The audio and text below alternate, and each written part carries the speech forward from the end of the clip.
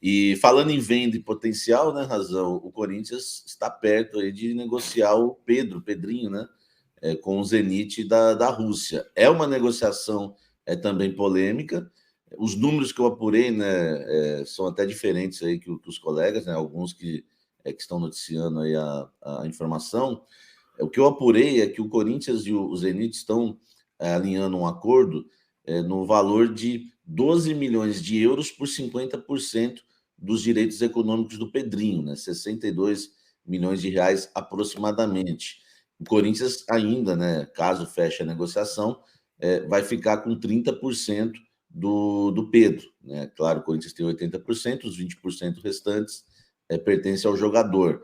A negociação, claro, não está fechada porque Corinthians e o Zenit, né, não fez a proposta oficial para o Corinthians, mas deve fazer, né?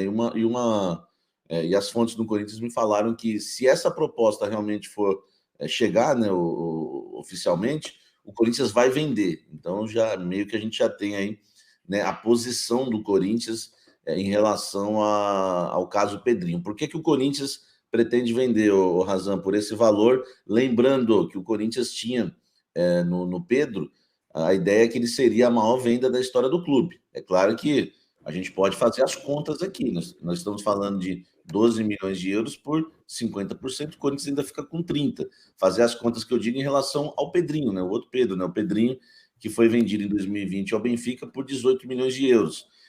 Mas, né, a informação que me passam é que o Corinthians, se chegar realmente, que deve chegar essa proposta do Zenit, tem que chegar de forma oficial, por enquanto foi aquela conversa bem adiantada, né? Nós estamos dispostos a pagar isso, tal, o que vocês acham? O Corinthians gostou, falta o Zenit agora, né, chegar com a proposta oficial e o martelo vai ser batido porque o Corinthians gostou dos números. O Corinthians gostou pelos seguintes motivos. O Corinthians agrada muito o fato do Zenit vai pagar essa bolada à vista, viu, Razão? E o Coringão, né, você sabe que o negócio tá feio, né? Dívidas, transfer ban, aquela coisa toda. Então vai entrar no caixa aí 62 milhões. Então, outros motivos.